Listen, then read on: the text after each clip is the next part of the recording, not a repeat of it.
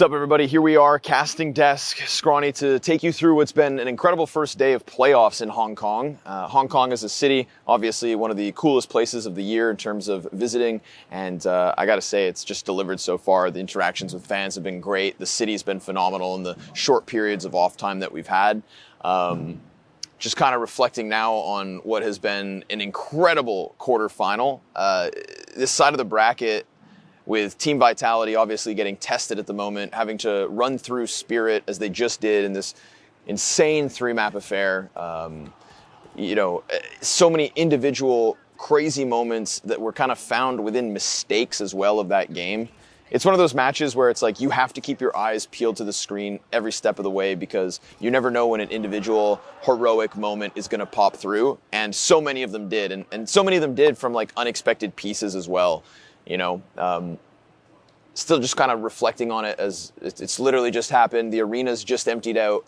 And I'm sat here thinking to myself, like, how does Zway pull off the ticket hold on Mirage with a 3v5 in front of him to force that game overwise? Like, there's so many unbelievable ones where you think a Vitality who's playing as kind of weak as they are would have cracked, but they survived it. And I guess that's why they're number one in 2025, right? We're talking about a Team Vitality that's shown so much resilience, and the BO5 events have been pushed to the absolute limit. And I suppose with a team like Vitality, who have won more than anybody else, barring Astralis of past, you start to like dive into this depth of Counter-Strike that nobody else can even really relate to, right? The ability to draw back from hardship. I wonder what that's like from their perspective, and I wonder how badly they're going to need that as this playoff goes on, because here we are celebrating a Vitality win, but for how long? You've got Falcons sitting tomorrow in a semifinals that's ready to hold them back. The real talk of the town is obviously that side of the playoff bracket right now, because this is either going to be one of the most incredible Vitality runs after a week of showing weakness. They've got Spirit, who have been waiting for a chance to swing at them and almost pushed it over the line. You've got Falcons, who want it probably just as bad as Spirit after coming short in Melbourne.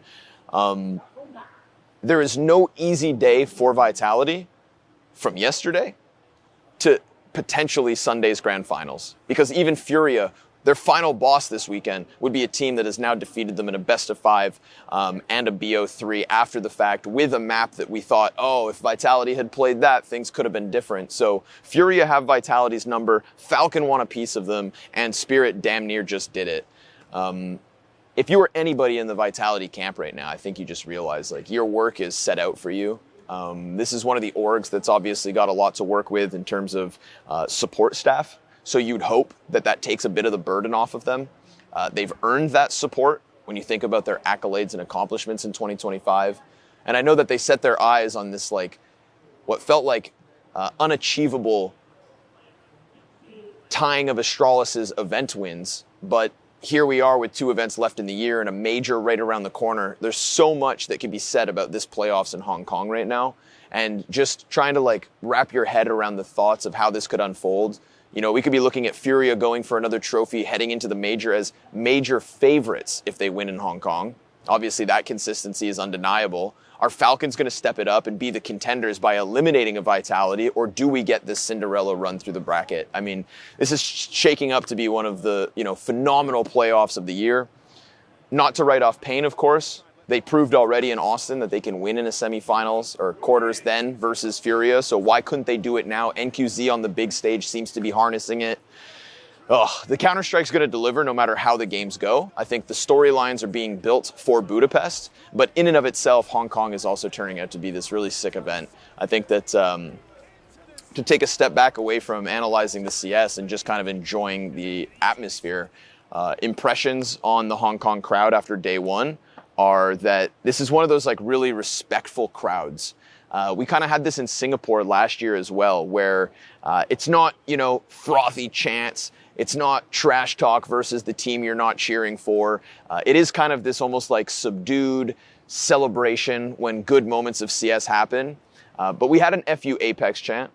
We had them laughing at a team that misses their window smoke. We've got them booing saves as well. So very much kind of tuned in with the Counter-Strike culture and what makes our crowd so fun, but also just kind of done in this respectful environment. And I like that. I like that a lot. It can feel a little quiet in the room at times, but I think that's just because everybody's so glued to the screen. And today was 5,000 people, I think, estimation, roughly, is what I heard. We know that it's going to be sold out Saturday and Sunday with, I believe, about a 10K capacity. So this place, I think, once you double the amount of people, is going to start getting really wild.